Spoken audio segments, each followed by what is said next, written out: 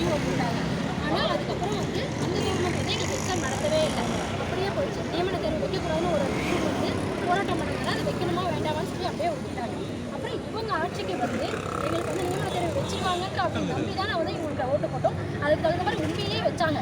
Exam வச்சு ஒரு 3 மந்த்லேயே வந்து ரிசல்ட்டும் விட்டாங்க. உடனே ஒரு வாரத்தில் சிவியும் முடிச்சாங்க. ஆனால் அது வந்து சிவி முடிச்சுட்டு மே மாதம் முடிச்சாங்க. மே மாதம் லாஸ்ட்டில் மே 31க்குள்ளே முடிஞ்சிருச்சு எங்களுக்கு. என்னாச்சுனாக்கா நாங்கள் ஸ்கூலில் ப்ரைவேட் ஸ்கூலில் ஒர்க் பண்ணிட்டு இருந்தோம். அந்த ஸ்கூலில் போய்ட்டு எங்களோட சர்டிஃபிகேட்ஸ் எல்லாம் நாங்கள் கேட்டோம். எதுக்கு சர்டிஃபிகேட்ஸ் கேட்குறீங்க அப்படின்னு சொல்லி கேட்டாங்க. நாங்கள் வந்து இது மாதிரி கவர்மெண்ட் ஜாப் கிடைக்க போகுது, அதுக்கு சிவிக்கு போகிறோம், அதுக்கு எங்களோட சர்டிஃபிகேட்ஸ் கொடுங்க அப்படின்னு கேட்டோம். உடனே அவங்க என்ன பண்ணாங்க, சர்டிஃபிகேட்ஸ் கூடவே சேர்த்து எங்களோட இது எங்களையே வந்து ரினியூ ஆர்டரையும் கொடுத்துட்டாங்க. நீங்கள் இனிமேல் வேலைக்கு ஜாப் வர வேண்டாம், ஏன்னா நீங்கள் திடீர்னு வந்து கவர்மெண்ட் ஜாப் கிடச்சி போயிட்டீங்கன்னாக்கா அதுக்கப்புறம் எங்களால் வந்து மிடில் வந்து எந்த டீச்சரையும் தேட முடியாது. ஸோ நீங்கள் இதோட வந்து நின்றுக்குங்க அப்படின்னு சொல்லிட்டாங்க. சரி, நாங்கள் சிவி முடித்தோம். உடனே ஒரு கேஸ் ஒன்று வந்துருச்சு. அந்த கேஸ்